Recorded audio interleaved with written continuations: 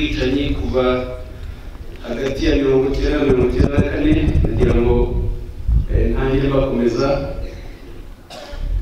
bifuriza gutwaza amateka yagarutsweho na amateka aremereye ariko mwanagarutse cyane ku cyizere igihugu gifite icyizere cy'ubuzima. Icya kabiri ndashimira abantu bagize uruhare mu gutegura iki gikorwa kitari umuhango nk'uko bamwe bivuga, ni ikosa kuvuga umuhango wo kwibuka, ni igikorwa cyo kwibuka. Umuhango murabizi ni ikintu cyo kwikiza, ntabwo ari igikorwa nk'iki ngiki. Ndashimira rero ababigizemo uruhare bose, nkashimira waduhaye ikiganiro rwa Buhaya yarwanaga n'igihe yihuta, yagikoresheje neza. Hari bimwe na bimwe twazaganira mu buryo bwo kunoza, ariko byinshi wavuze nibyo, wavuze uko biteye, ni ukunoza ibintu bimwe na bimwe. Anabivuze nanashimye kuri na mutoya, ni byiza umuntu muto ushobora kumenya amateka nk'ariya, ni ikintu cyiza, n'abandi turashishikariza ko babigenza batyo. Ndashimira cyane Anita, tuyishimire ku butwari bwawe, ubuhamya baduhaye, utweretse nawe gukosore ikitari inzira y'umusaraba. Ijambo inzira y'umusaraba ryamaze kujya mu bantu benshi, ntabwo ari byo, ni inzira ya jenoside, kuko umusaraba ntabwo ari gahunda itegurwa nk'uko jenoside ari gahunda itegurwa iturutse ku mugambi wo kwica abantu babahura ubwoko. Inzira y'umusaraba ryatugiyemo ugasanga turarivuga kubera ko aribyo tumenyereye mu kiliziya, ariko ntibihura. Tujye tuvuga inzira ya jenoside tubyerure, niho bizaba bijyanye n'ukuri. Ikindi ngira ngo nanone mvuge nkosora ni ijambo igerageza. Rikunze kuvuga se hano mu Bugesera gusa, ariko n'ahandi babizaho ngo habaye igerageza rya jenoside. Nta gerageza ribaho. Jenoside ahubwo igihe gitangirira yatangiye kera. Amategeko y'u Rwanda yo kubera ko tutifuje gusubira muri 59, 60, 63 byari kuba kure, ariko icyo gihe nacyo yari jenoside, ntabwo ryari igerageza ryayo. Ahubwo amategeko y'u Rwanda atangira guhana icyaha cya jenoside guhera muri 90 kugeza muri 94. Bivuze ko iyo myaka ine yose ibyaha byabaye ni jenoside. Yabaye amahitamo ya politike kuko tutashoboraga kujya mu myaka ya kera, ariko cyakorwaga ni jenoside, ntabwo ari igerageza ryayo. Jenoside ntabwo irangwa n'umubare w'abishwe, irangwa n'umugambi wo kwica abantu babahora ubwoko bwabo. Nicyo rero cyakorewe Abatutsi. Ubwo icyo nagihereyeho mu buryo bwo kubabwira ngo mu kwibuka abacu, mu kugaragaza amateka, tujye tunakora ibishoboka ngo dukoreshe inyito nyayo, kuko abapfobya n'abagore kukuri nyine bahera kuri izo nyito zitari zo. Perezida wa Ibuka hari ibibazo agaragaje, dusanzwe tubiganira, ibihari igihugu kibikemura mu bushobozi gifite. Ubundi mu gikorwa cyo kwibuka gese nifuza kubigarukaho cyane kuko si kiba cyatuzanye, dufite ahandi tubiganira kandi bigakurikiranwa mu buryo bushoboka. Tuzanakomeza gutyo. Gushyira ibimenyetso ahiciwe abantu ntabwo nagira ngo ngire icyo nkivugaho. Ntabwo byashoboka gushyira ibimenyetso ahantu hose hiciwe Abatutsi.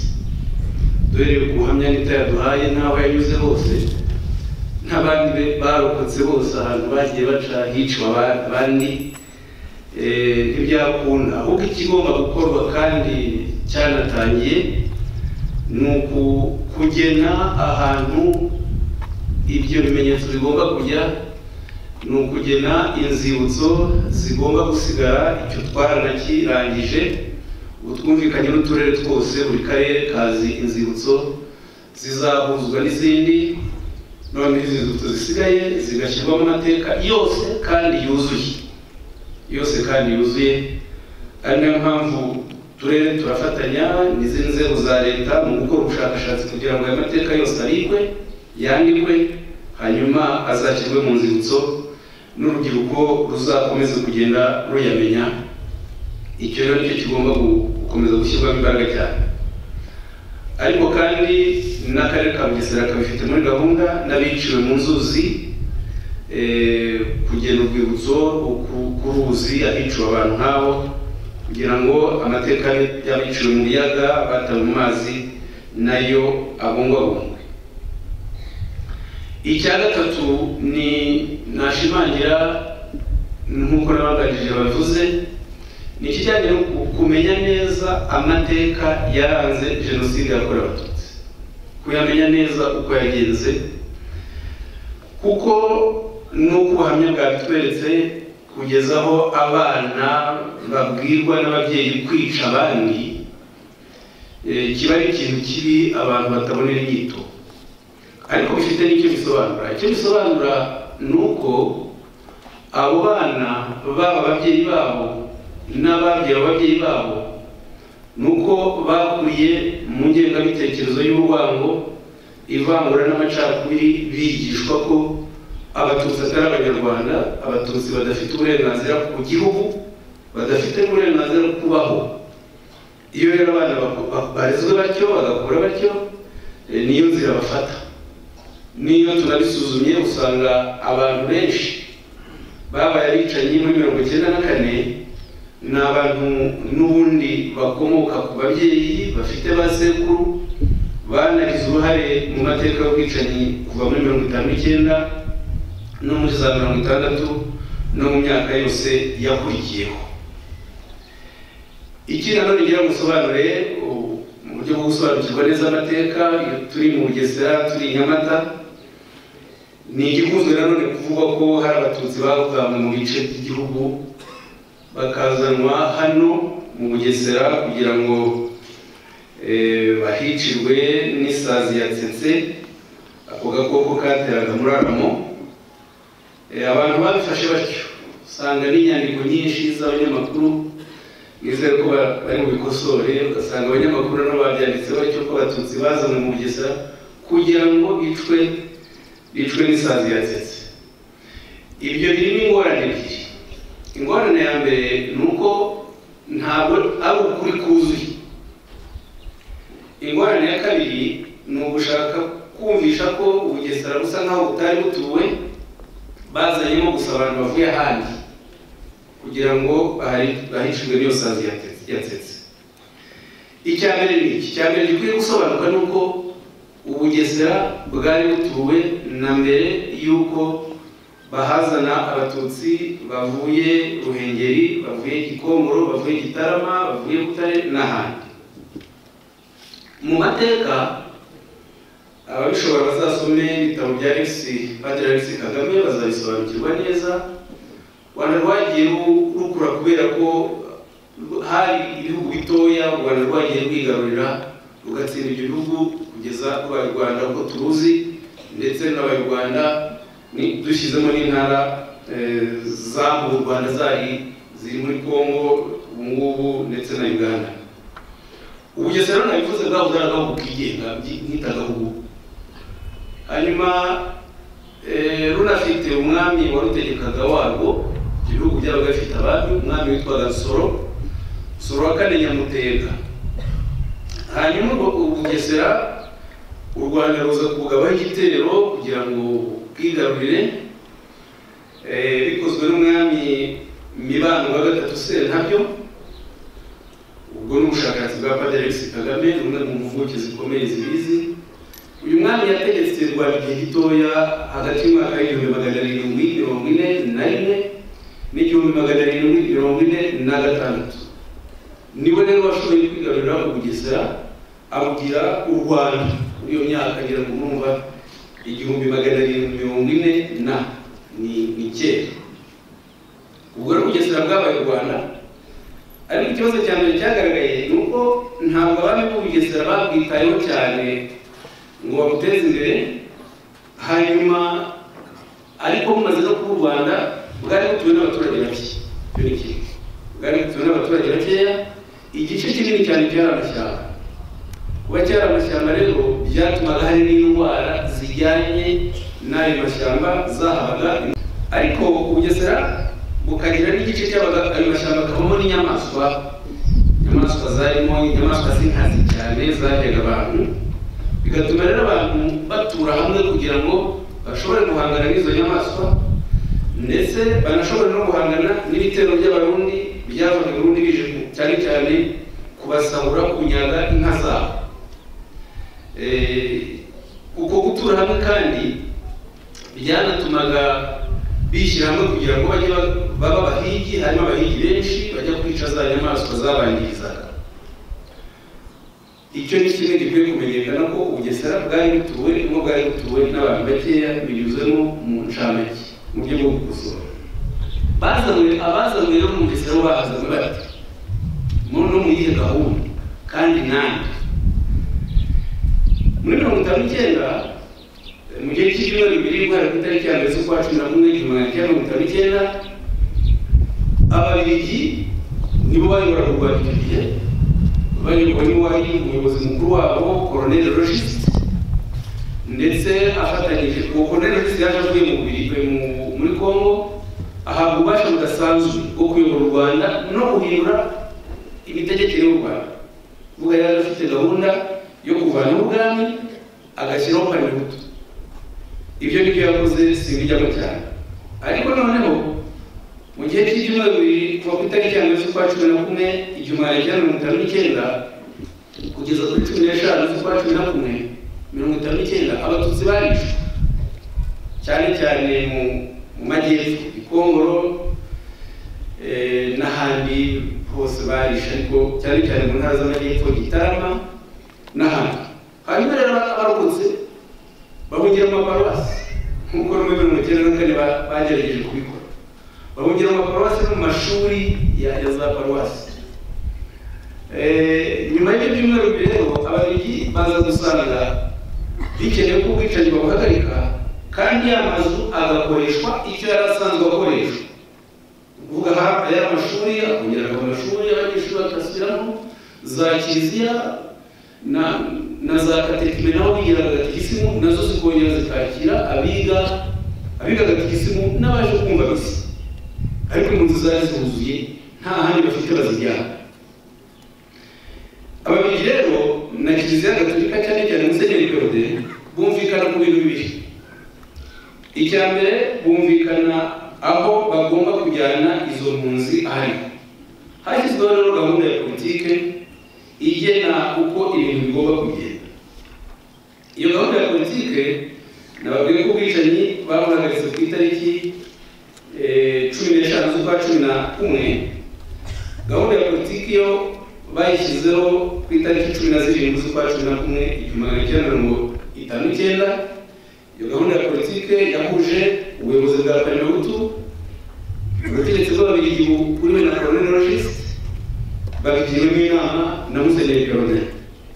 Ibi ngibi babwira Colonel Logiste ubwe niwe wabyanditse mu gitabo cye, ndetse hari n'itangazo rya Parmehutu naryo ritangaza.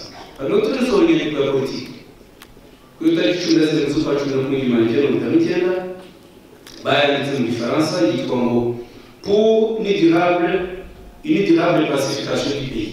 Ukuvuga ngo ni inyandiko igamije kwerekana icyakorwa kugira ngo habeho amahoro arambye mu Rwanda.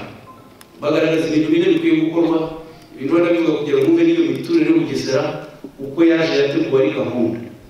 Icya mbere bivuga ko kugira ngo amahoro arambye aboneke mu Rwanda ari uko mu butegetsi Abatutsi bakwiye kuvanwamo mu butegetsi bwose, inzego zose z'ubutegetsi, ko igihe kirageze kuvanamo Abatutsi nuko byanditse. Icya kabiri muri za susheferi na sheferi buri mwavuga ngo ni mu turere n'intara mu nzego z'imiyoborere birihutirwa gushyiraho abakozi b'Abahutu bagasimbura Abatutsi bavanyweho, abahunze n'abazirukanwa mu minsi iri imbere. Urumva ko Parmehutu n'izo nzego nababwiye Ababiligi na Kiliziya Gatolika baremera ko Abatutsi abahunze baragiye ntibagomba kugaruka, ariko hari n'abateganya kuzirukanwa mu kazi mu minsi iri wabo nabo bagomba gusimbuzwa abahutu. Bakibana no mu nkiko ubwo ni cya gatatu ko mu nkiko byihutirwa gushyiraho abacamanza b'abahutu. Ari icya kane noneho kirareba Nyamata. Icya kane mu gushyiraho igice gituwe n'abatutsi, ariko tutabivuze ku mugaragaro ngo binashyirwe mu itegeko. Impunzi nyinshi zagombye kujyanwa gutuzwa muri teritwari ya Kibungo na Kigali. Murumva ko iyi ni gahunda Ababiligi, Parmehutu na Kiliziya Gatolika bashyizeho babyumvikanyeho ko kugira ngo impunzi zahungiye mu mazu ya Kiliziya zihavanwe ahubwo zijyanwe ahandi harimo Kibungo na Kigali. Ubwo rero impamvu bahisemo cyane cyane aha ngaha ndiho ndirinda kujya muri byinshi, nuko bavuga bati abatutsi bakunda korora, nibagera no mu Bugesera hari ahantu hadatuwe bazabona aho bororera babazana aha.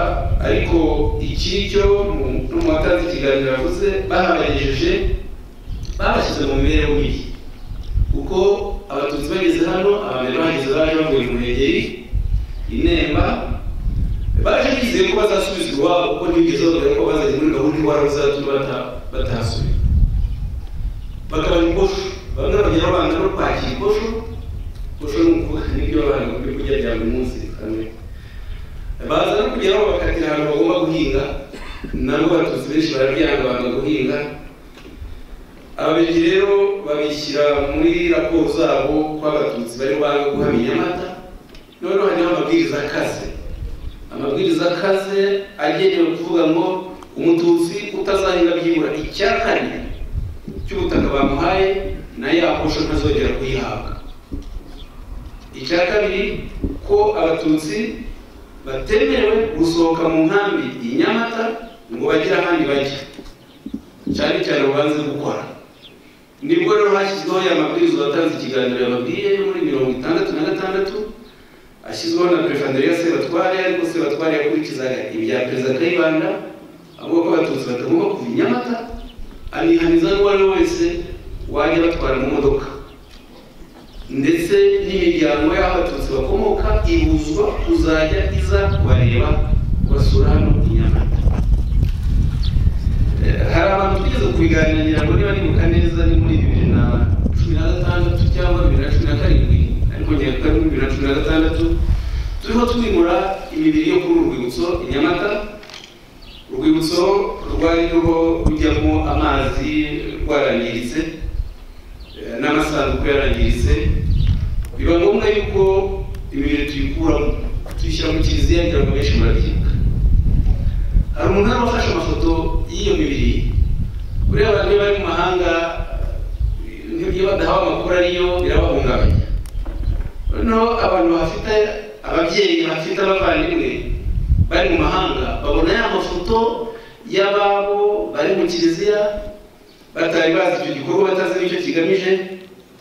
Nari nkiyobora CNLG, abishoboye banyohereza ayo mafoto n'ibitutsi bitoroshye, ariko tuza kuganira nayibuka n'abandi hano i Nyamata, dukora inama turasobanura.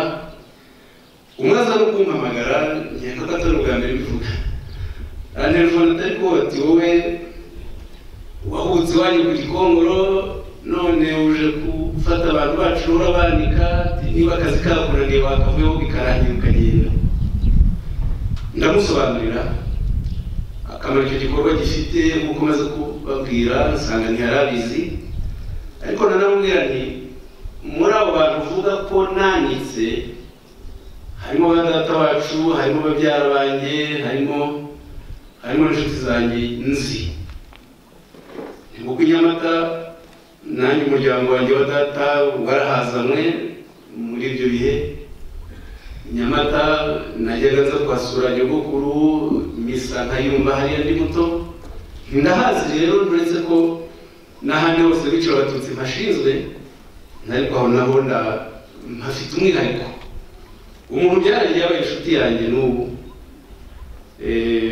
amenye mateka nk'ayo, ariko binatwereka nk'abayobozi ko iyo dufashe ibyemezo ni ngombwa gusobanura kuko ntiyari afite amakuru nyayo, ariko havuyemo n'ikintu cyo kumukomeretsa kiremereye gikomeye.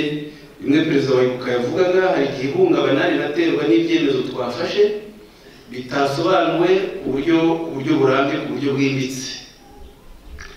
Ari naho mbonereho n'ejo hari undi muntu wanyandikiye ati ariko mwatuje gushyingura ati navuye i Burayi nje gushyingura umuntu wanjye none mwanze gushyingura Intarama.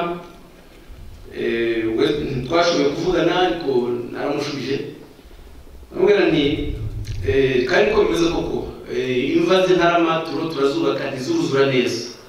Abakeka ko huzuye imva zarangiye ariko ntabwo zirarangira, n'imirimo ntirakirwa. Turakora ibishoboka byose kugira ngo izo mva zirangire, hanyuma dushyingure muri iyi minsi 100 n'ibidukundira. Ntabwo ari ukubyanga, ahubwo ni ukugira ngo abacu tubashyire ahantu heza, tuzi ko batuye neza, baruhutse neza, bitazongera kudusaba kubabwira ngo nimugaruke twongere dushyingure kuko ni ibintu bivuna. Reka no kurambirana cyane, ndavuga ikintu kimwe gusa, nuko uriya mwaka babwiye w'1992 nizeye ko mutazongera kwita igerageza rya jenoside, bajye muvuga ko ari ikorwa rya jenoside. Hano mu Bugesera mwari mufite umuperezida witwa Bagambiki Emmanuel, avuga icyango. Ubwicanyi Bagambiki niwe wabuyoboye, birumvikana afatanyije n'abasirikare. Uwayoboraga abasirikare bigako Colonel Musonera Venanti niwe bafatanyije. Bagambiki aza kuvanwa hano ajya mu Cyangugu nawe kugira ngo akomereze gahunda iwabo, kuko hari imyaka 1993 igeze perezida Habyarimana yafashe strategie yo kujyana abaprefe muri prefegitura bavukamo kugira ngo bashobore gukora ubukangurambaga iwabo mu baturage babazi neza, bashobora kumva ibyo bababwiye batabikanga. Nuko Bagambiki yajya mu Cyangugu rero muri gahunda yo gukomeza jenoside, ariko asizakoze ubwicanyi ahangaha.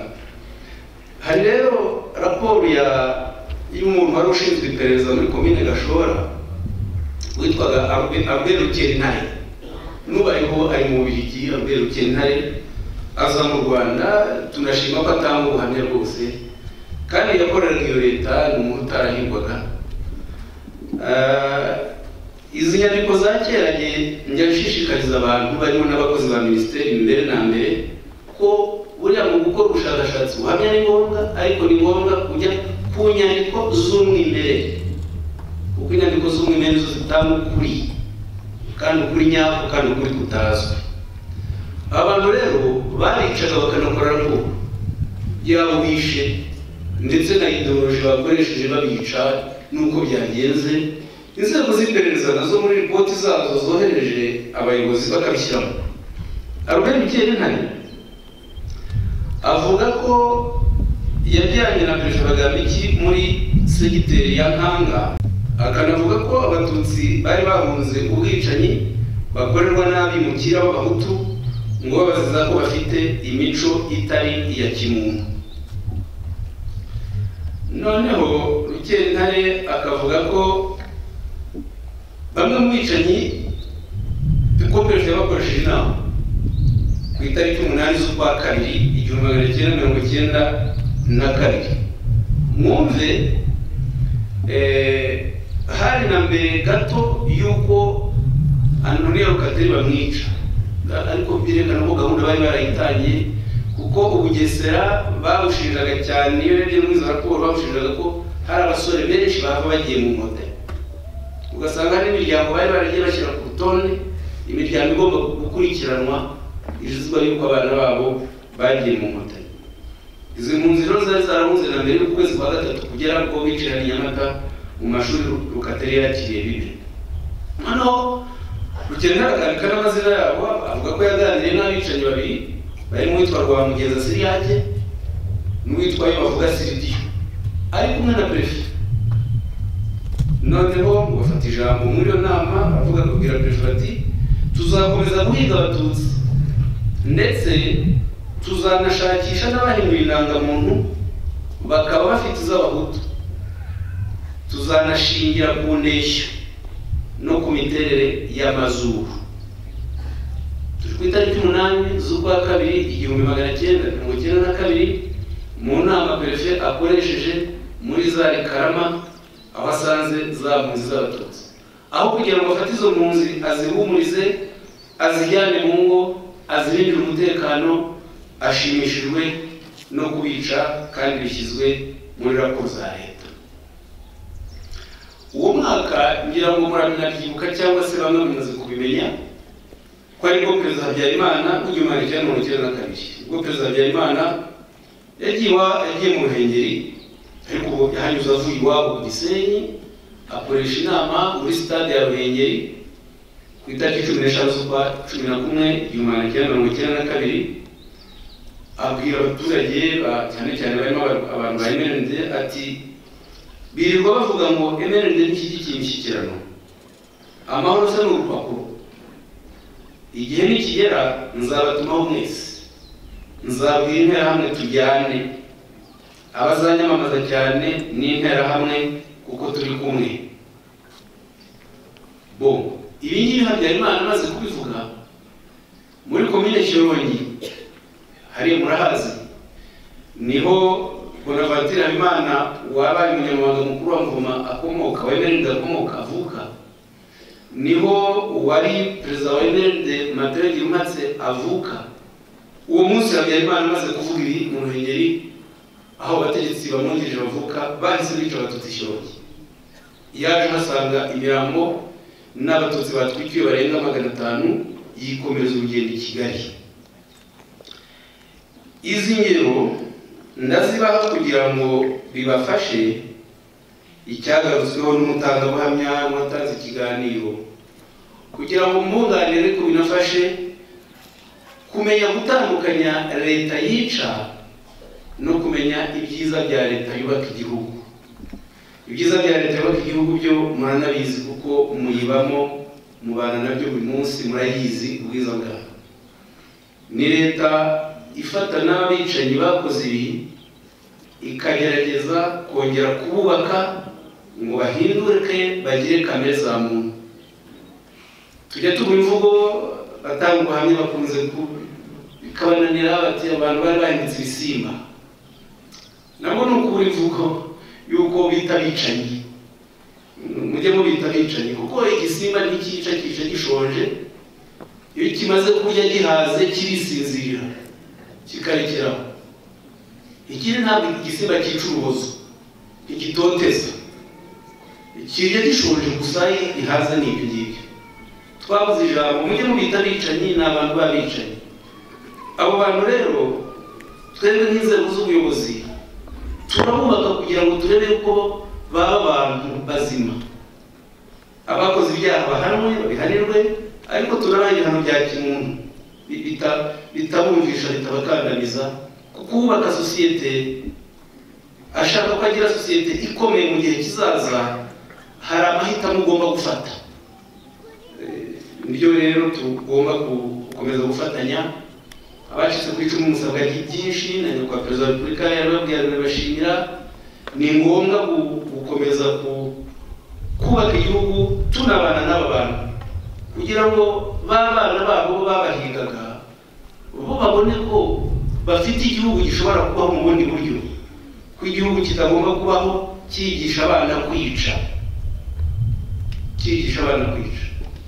Hari umwanditsi umwe yavuze abazi gusoma nabwo mujye mwigira no ku mateka y'ibihugu byatubanjirije guca mu nzira ya jenoside nk'iyacu. Abayahudi bari mu mbere byabayeho. Umwe mu banditsi wabo rero witwa Primo Levi, umuntu yarokotse mu bwicanyi bwo mu buryo buremereye, yandika ibitabo bitandukanye. Hari icyitwa Le naufragés et les rescapés, ni ukuvuga ngo abatawe mu mazi n'abarokotse, aho avuga nyine inzira ya jenoside abayahudi banyujijwemo, ariko agasoza baguhamyamo n'impanuro mu buryo bubiri. Ni naho nsoreza avuga ati ntimuzabibagirwe, ntimuzibagirwe uko byababayeho, mujye muvuga uko biteye, mwaba mu nzira mugenda, mwaba mu kazi mukora, mwaba muryamye, icyo mwaba mukora cyose ntimuzibagirwe. Ntabwo rero ntimuzibagirwe ko twibagiwe twasubira mu byo muri bwa bwicanyi, kuko hari n'abagifite ingengabitekerezo ya jenoside me yahoze avuga bashaka kutugarura aho ngaho. Ntitugomba rero kwibagirwa, ariko kwibagirwa si ukuzana urwabo. Tuvuga ukuri kugira ngo tukwerekane uko kwagenze, tukurinde kandi turinde n'ukora ikibi kuba yagisubira.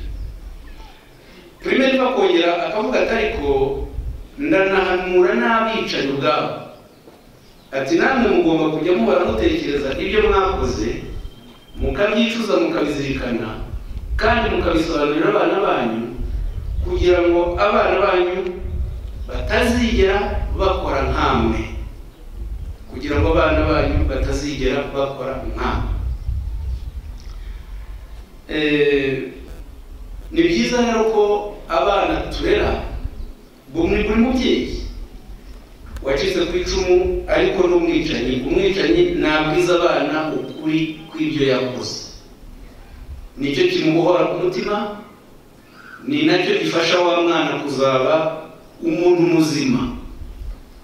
Nigeze kujya muri gereza ya Ririma tukikangurira abantu abajenosideri kwemera ibyaha, bakafasha inkiko gacaca.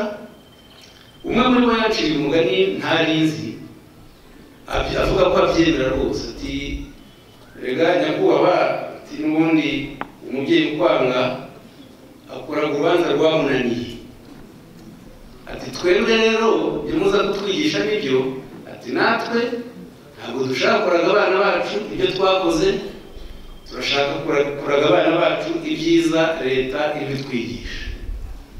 Ni impanuro nziza. Niba umuntu yarabyemeraga ku mutima koko byaba byiza, ariko ababyeyi bazi ko bijanditse muri jenoside babitewe na leta mbi turabyemera, ariko nabo ntibakumve ko umutimanama wabo utabifitemo uruhare. Niba umuntu akubwiye kwica ukemera ukica, ubikoze nk'umuntu utekereza, uzi ubwenge, wabihisemo. Kuko abahutu bose ntibishara, abahutu bahisha abantu. Niyo mpamvu hariho n'abaresikape batandukanye, abahutu bagize ubutwari n'umurava n'umuntu bwo guhisha abandi, batandukanye na wa musaza wahigaga impinja n'abana aho bari munsi y'igitanda nayo abajura amacumu. Rero dukomeze twibuka aya mateka tuyazirikana, ariko twubaka igihugu. Niyo mpamvu n'iyi ntego yo kwibuka twiyubaka tutayihindura, kuko dusanga ikubiyemo byose. Amateka tugomba kwibuka uko yagenze, ariko tukayibuka twubaka igihugu kugira ngo icyo gihugu gitandukane n'icy'abajenosideri uko bakigenje. Tukayibuka twiyubaka kugira ngo twubake abana, twubake urubyiruko rutandukanye n'urwo abajenosideri bashyize mu nterahamwe no mu mpuzamugambi. Ariyo mpamvu igihugu cyubaka amashuri, kikubaka amavuriro, kikigisha, kugira ngo abanyarwanda bamenye ubwenge, kandi bamenye ubwenge koko bwa nyabwo. Mukomeze rero gukomera, ntimuheranwe n'agahinda, haba ubu ngubu haba n'indi minsi izakomeza muri iyi minsi 100, kuko nimukomera ni nabwo muzaba mwibuka neza aba babyeyi, abavandimwe, inshuti, abo mwashakanye bishwe urw'agashinyaguro gutyo, kuko bo ntibagize amahirwe yo kubona igihugu inkotanyi zahaye u Rwanda, mwebwe amahirwe murayafite. Twibuke rero dukomeye, biratuma sinzi niba bari mu ijuru cyangwa ahandi, ariko barishwe. Ibyo byose ntibari hano, aho bari simpazi, icyo nzi nuko ntibaranga. Tubibuke rero dukomeye, nibwo buryo tuzaba tubahesheje icyubahiro bakwiye, ni nabwo buryo tuzaba duhesheje icyubahiro kandi dushyigikiye ubuyobozi bw'igihugu cyacu bwabiduhaye. Mukomere, mujye munsi mwiza n'amahoro.